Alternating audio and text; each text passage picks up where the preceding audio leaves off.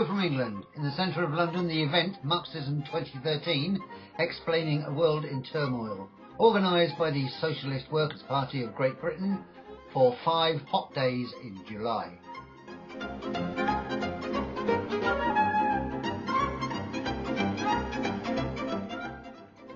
With over 200 meetings, discussions and debates, it was a busy schedule and was well attended by a cross-section of people, from scientists to bus drivers and from doctors to road sweepers.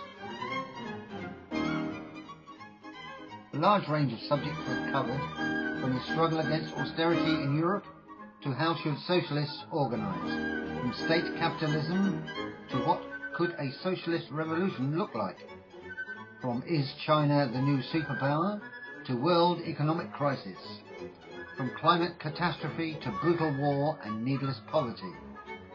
The speakers included Paul LeBlanc, travelling from the USA, Peter Hain, Labour MP and veteran anti-apartheid campaigner, Alex Kalinikos, a well-known Marxist writer, and many more. This included people speaking about the Palestinian situation, deteriorating events in Syria and Egypt, and also people against the rise of fascism in Britain and against the privatisation of parts of our National Health Service. Thousands of people were joined by speakers and activists on the left from Britain and internationally to debate the issues we face, not only to understand the system we live in, but also to try to change it.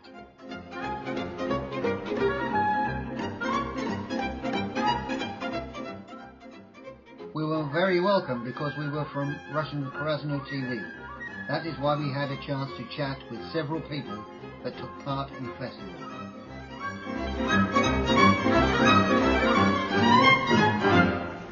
Hello, Krasnaya TV. Russian internet television. You are just about to talk about state capitalism. Please tell us in 3 words, what is it about? State capitalism is analysis of what the Soviet Union actually was, saying that workers didn't actually have control, which is about socialism, and it's about a materialist understanding of what went wrong, and so how we can also help fight for a sort of future socialist society, so we can learn the lessons. So, do you think there were a lot of mistakes to learn from Russian socialist states, the USSR? I think what we can take from the Russian socialist so-called socialism is that it needs to be about working class self-emancipation, and we need to also link that up and be internationalists as well. Because the reason the Russian state degenerated into a state capitalism was because you had the working class decimated, 14 imperialist armies invaded, and therefore Stalin was allowed to rise to power and create this bureaucratic sort of class which acted against the interests of the workers. So I think we always have to take that socialism has to come from below, it has to come from workers fighting back against capitalism, and it has to be rooted in sort of a workers' democracy. But we also need, to do that, we also need a revolutionary party, which is why we stand in the tradition of Lenin and Trotsky and sort of defend that against the Stalinist counter-revolution. 91% of Russian people regret the fall of USSR, and many are up to rebuild the Red Empire. What do you think about it? Is it? Well, I think certainly in a lot of the former Eastern Bloc and in the Soviet Union, some people are nostalgic for elements of what went on, such as the social security, the welfare state. And I think it's quite understandable when you look at what neoliberalism has done. But it's important to understand that those states weren't socialist in how Marx would have defined it, which is workers having direct control over production and having a democratic control over society. And if we really want to sort of build socialism, we want to fight for socialism, we have to realize that it has to come from below. It can't come from simply taking control of the state in an election, or it can't come through parliament. It has to come through workers fighting back and actually seizing control over the state, smashing it and building a workers' state. I think it's also important to say that with a lot of the old Communist Party officials, a lot of them just became the new sort of ruling class that came. A lot of them just became capitalist sort of politicians. I think that's important to note that it wasn't necessarily the overthrow of an entire system. There was almost a continuity. It was a sidestep. So if we want to fight for socialism, we have to realise, have a materialist understanding of what went on there, and say it wasn't socialist, and it wasn't even a degenerated workers' state past 1928, because the bureaucracy controlled it, and the workers had no control over the bureaucracy of the state. And socialism has to come from workers actually being in control, and I think that's what we want to do. But we can understand why people might be nostalgic for some of the aspects of it, such as the wages, such as the welfare, etc. But we have to say, if we actually want a society which provides for human need, we can't rely on any sort of ruling group or anything like that. We have to actually fight for it ourselves and run society ourselves. How possible it is in England or Europe to fight capitalists? I think the period we're in, we can see revolts taking place across the world. In the last month, we've seen explosions in Brazil, we've seen it in Turkey, we can see the Egyptian revolution continuing, with the working class really being very central to what's going on there. And I think in Britain, despite the struggle not being as high a level as even in Greece, we can see people fighting back over issues such as the bedroom tax, people fighting back and going on strike over cuts to wages, attacks on pensions and all of this. And I think if we can have a revolutionary socialist party like the Socialist Workers' Party, they can actually argue to take that struggle forward, and we can actually beat Tories, the Tory government, we can beat austerity, and we can also put those wider questions about what sort of society do we need, how do we get rid of capitalism. So it's about building on the ground, it's about building a revolutionary socialist party into the traditions of Marx, Engels, Lenin, Trotsky, and building that sort of party, and then actually saying, engaging with the working class, pushing that struggle forward, and then we can sort of really put the challenge to capitalism. Would you say, so where are you from?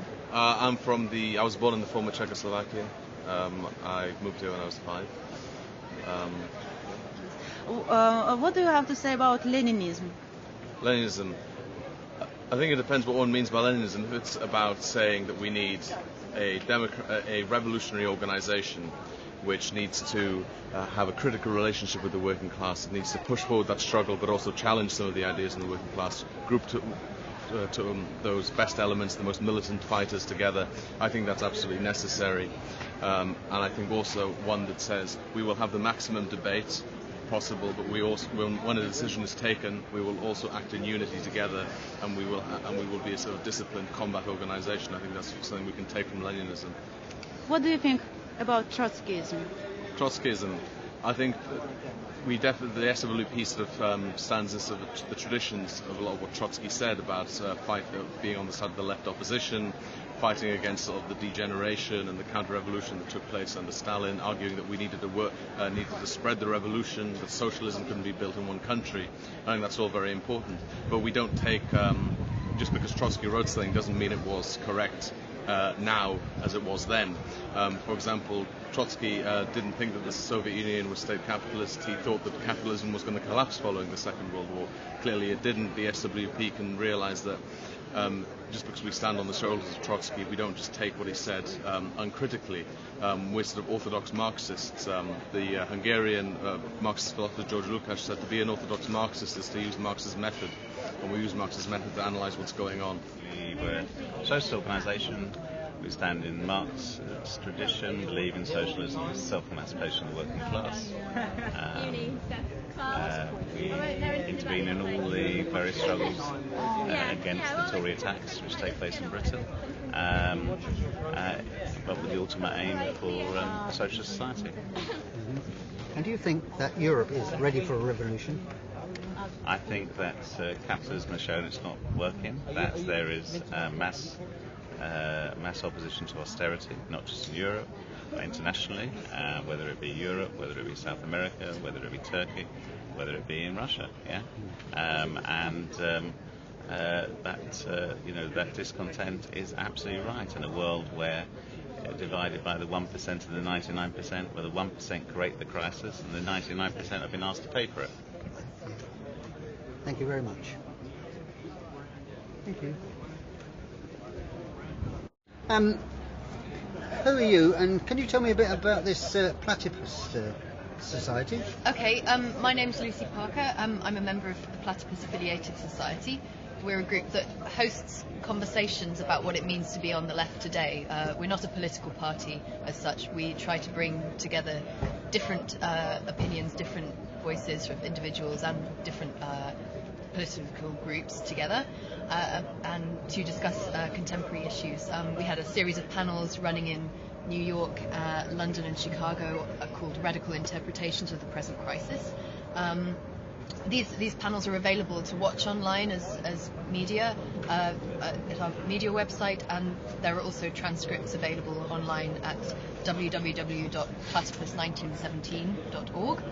On our London panel we had Marxist theorist Hilal Ticktin, as well as other interesting academics and David Graeber, who was involved in Occupy. And in New York we had a panel with David Harvey, Lauren Goldner, Andrew Flyman and Paul Matic. We are an open submission publication, so we basically would welcome any contributions about what it means to be on the left today. Our main slogan, as it were, is "The left is dead, long live the left."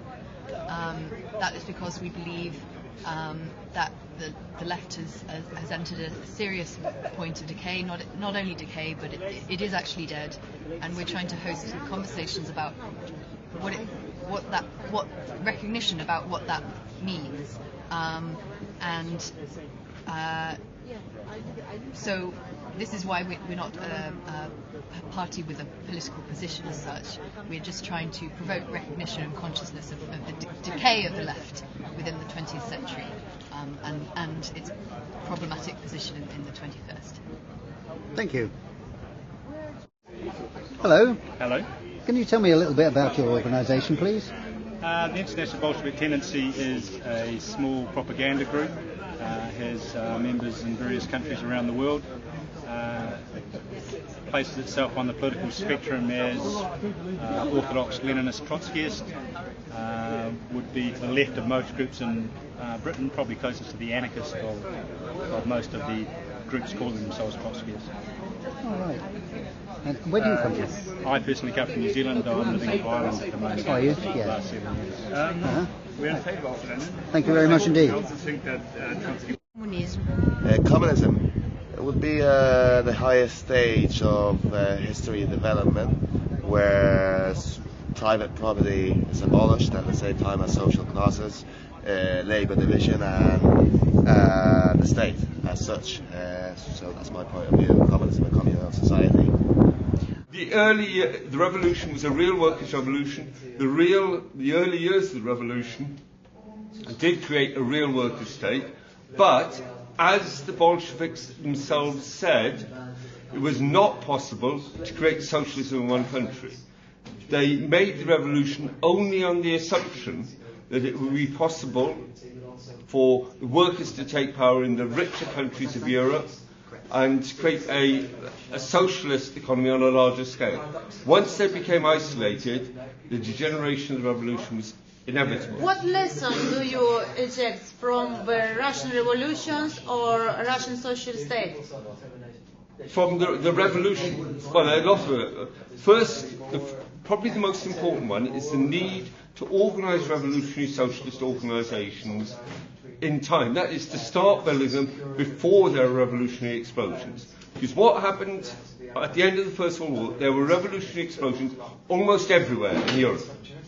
But except in Russia, there weren't organised revolutionary socialist parties able to help the workers take power. So the workers were defeated everywhere except in Russia.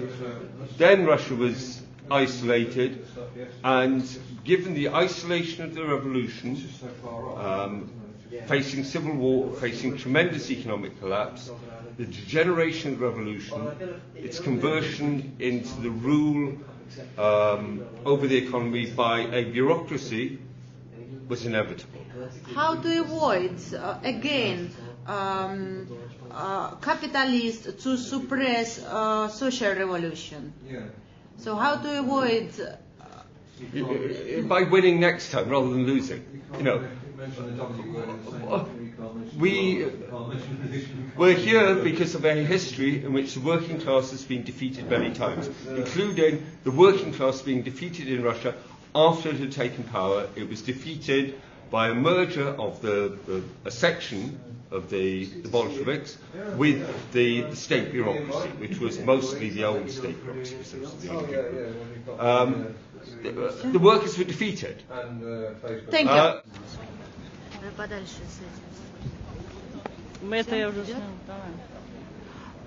Please tell us how fascist movement is developing in the UK. Well, I think we've enjoyed some successes. 35 or so years ago, the National Front was stopped by our forerunners, the Anti-Nazi League, the ANL.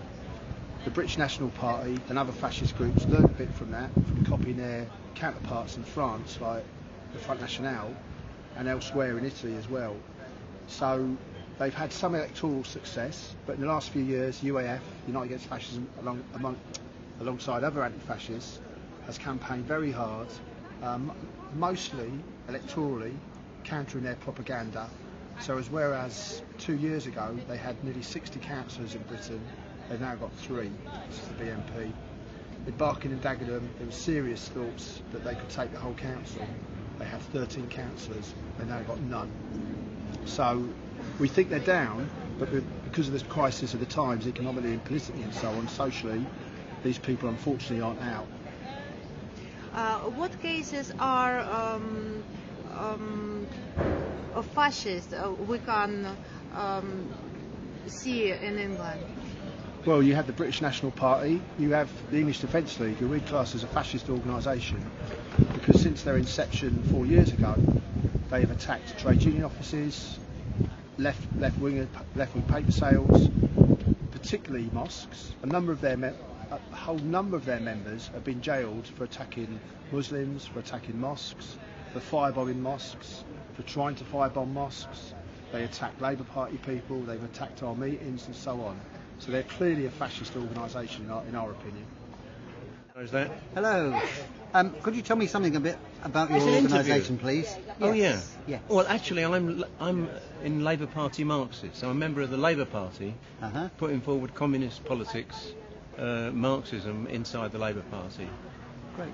And for the Labour left as well. I belong to Labour Representation Committee, and I'm on the editorial board of Labour Briefing. But my favourite paper is Weekly Worker, because it carries the best discussion and political articles, including one by me this week. Really? Oh. Yeah, I've written about Socialist Appeal. Oh, yes. I went to their school a fortnight ago. Yeah. Is there just the one school in Britain, or? No, that was the Socialist Appeal's third Marxist summer school. Oh, I see. Where did they hold that? Oh, that was in central London somewhere. Where was it? I can't remember now. Oh, right. Just round the corner. Yeah. Oh, right. Yeah. And how many groups are there in Britain? How many groups? Yeah, how many different groups that are affiliated? Classically, how many left revolutionary groups? You're thinking? No? 57 is the answer. Yeah, no. Groups of your persuasion. Oh, my persuasion. Well, you know what I mean. Well, I wouldn't. You're talking about how big the organisation is? Yes, I am actually. No, the classic answer is under 1,000. Is it really? That's a joke answer. Yes. Yeah. Much smaller than that. Is it really? No, Labour Party Marxist is small, yeah. Yeah. How long has it been going? 3 years, 2 years, I think. Yes, Labour Party Marxist was formed when Peter Hain launched Refounding Labour consultation. Oh, right. And we answered Refound Labour as a real workers' party. Which is what it originally started at, as I think. Sort of. Sort of, yeah. Always had a lot to be desired. Yeah. Well, when they joined up with all the unions and everything, that's it was the trade union bureaucracy their peak period. The trade union bureaucracy created Labour Party. Yes.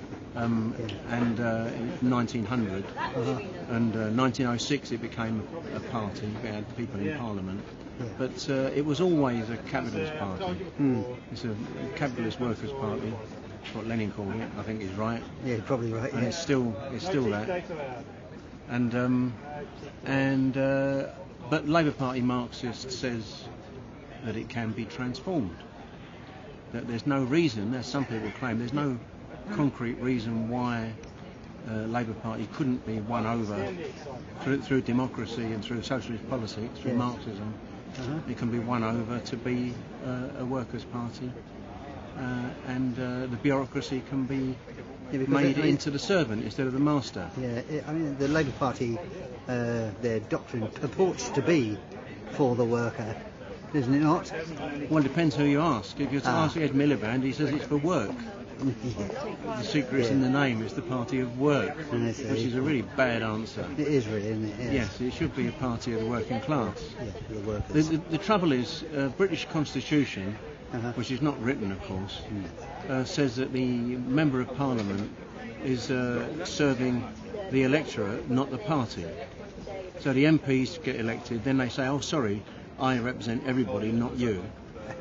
And they do what they like. Yes. So they're free. And we need a situation where a workers' party needs to have representatives in the council or in Parliament which are responsible to the party that elected them, and they can be removed by the party that elected them, recalled.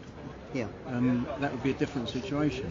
I don't think. I mean, now, if there's a Labour government, as there might be in 2015, it looks like it's going to be another capitalist government like the previous ones, in which case its effect would be to disillusion the working class and weaken the workers' movement. Yeah. They shouldn't do that. The principle of the Second International, when it was under Marxist leadership, before World War I, the principle was that you don't take government office to run capitalism. You only take office when you've got a good chance of fulfilling your socialist programme. And that's the principle we should return to. It would be okay if the Labour Party becomes a socialist workers' party with a mass following and so on, then no doubt there'd be a right-wing split, I would expect. The right-wing split before. The SDP was formed when the Labour was looking left-wing. But if they do that, then we should be satisfied to be a party of opposition. Yes. In other words, so long as capitalism exists, the workers' movement is in opposition, and its party should be in opposition and not trying to take government office, because it would undermine support instead of building it. Thank you very much. Welcome. A picture of Graham. Hello. Where are you from? Where are you coming from? I come from Scotland. Are you We live in Glasgow, both of us. Nice. He lives in Glasgow. Go into the capital. He wanted to get put off. Glasgow. Did you come to this festival especially? Yes, we came special. Because we wanted to see Are you part of a political movement? Yes, we're members of the Socialist Workers' Party in Scotland. Yes. I think Marx was a great man. I mean, what his writings, what he wrote in the 1840s and 1870s is still relevant today, and it's he was right. Everything he said was right. He predicted even what multinationals are doing today, so it's impressive. He was a prophet. Capitalism is a destructive system. It has to be smashed. It has to be built. It has to be axed. Do you believe of revolution from above? No, revolution from below. Again. Revolution from below, not from above. You can't achieve revolution from below, from above, from below. It's not a revolution. It's not a revolution if it's not organic. They want to. Yeah, it's not a revolution. Thank you very much. The Times, Telegraph, Guardian and other newspapers failed to report the festival. No problem. The left parties had their own newspapers, internet sites and also Facebook, Twitter and other social media to spread the word. But they do not have a Red University. What a pity. With love from England.